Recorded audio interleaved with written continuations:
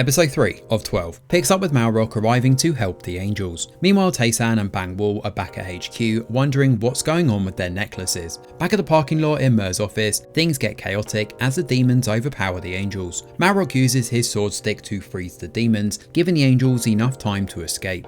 As the Angels pull their battered bodies up though, Ogui and Samin watch everything unfold from different vantage points. One of the demons unfreezes and starts choking Malrock, promptly followed by the other demons following suit too. Doni grabs a bike helmet and saves Malrock, and once again Malrock tries to freeze the demons, but this time they begin to dissipate. Before the last one can dissolve into thin air, Malrock uses his powers to sense who is behind the attack. He's shocked to see that it's Samin. Still, he hides the shock quickly and asks the Angels to leave. Wonsung hesitates as he senses a familiar spirit, but Malrock sends him home. Back at Tae-san building, Tae-san tries to call the others. They finally arrive with various injuries and Bangwoo treats them while Malrock takes Tae-san aside to talk. While at the clinic, the others mess around with some of the equipment, but Guido nearly dies though when he unknowingly eats the wrong herbs. Later, Tae-san returns with Malrock and Ganji asks if they have located the evil spirits. She's disappointed when Tae-san asks her to stay out of it, while Guido asks about the sealed Hellmouth and their powers. Malrock promises to figure it out. Now Ganji tries to pitch in about how they should solve the mystery quickly, but Tae-san interrupts her again, prompting her to go off on him. She reminds him that it's their duty to help human beings, but Tae-san disagrees. He adds that they've received nothing but pain trying to save the human race.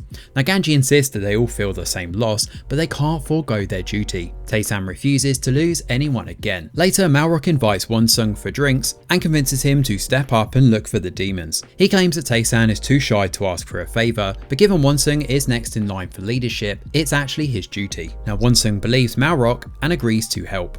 Elsewhere, Tae-san opens a secret vault in his safe and takes a trip down memory lane. He recalls the loss of 4 angels after their battle, but Malrock interrupts and reports that Samin is alive and behind the recent demon attack. He asks Tae-san to reconsider his stance and save the humans. Unfortunately, Tae-san insists they no longer have powers and have been abandoned by God. He has no desire to sacrifice his family to save the humans, but on his way out, Malrock is relieved to see Mer returning home to the other angels. Ganji is frustrated in the midst of this with Tae-san's attitude though. Out of all the angels, she cares deeply about human beings and fulfilling her duties. Tae-san visits Gwomsung and Manbuk, offering them money to buy her tteokbokki stand. He also gives them tickets and asks them to leave the country for a while. Elsewhere, Wonsung attempts to track the demons and deceives Guido to obtain the tracking device. After trying for a while, he calls Malrock, who encourages him to keep trying. Now Malrock insists that only Wonsung can do this. At work, Malrock is called to look into one of the missing relics from the museum. Later, Mer, Ganji, Guido and Malsuk drop by the orphanage to hang out with the children. Whilst there, Mer has a vision of the angels dying during another battle.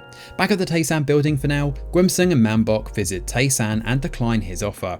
Now Gwomsung trusts that Tae-san can save them again, just like he did in the past. As she recalls how Tae-san saved her mum, she becomes increasingly convinced that he is the hero that they need. The episode then ends with Ogui remembering Samin's words about the soul stones. He's currently holding the stolen relic, which we assume is one of the soul stones. As he holds this, a red light glows from his chest. So episode 3 does slow down quite a bit, with little to no significant action happening. Yes, Ogui stole the stone, but he still has 2 more to go. The angels were overpowered and Tae-san is beefing with the human race again, and while it's understandable that we know where he's coming from, it's quite strange that he also expects gratitude from human beings. As an angel, shouldn't he do his duty with no expectations for gratitude? That aside, we did get a Na In Woo cameo, but I feel a bit robbed. We only got to see him as one of the 4 dead angels, and it perhaps would have been nice to learn more about these 4 and what they meant to the group. It would have served a better purpose than the flashback of how Tae-san saved Gwomsung's mum. To be fair, we already saw that part of the story in the first episode, and it feels like retreading familiar ground. With only 2 soul stones to go though, Ogui is steps ahead of the angels here. Malrock needs to find a way to get Tae-san on board quickly and save the day. Now Wonsung is already out there looking for the demons, but what happens once he tracks them down? The angels have no powers and the demons have been planning this for decades. At this point, the angels are going to be lucky if they see another day, let alone saving it. They need to get their heads in the game and quickly. Thanks for watching, and do let us know your thoughts in the comments below.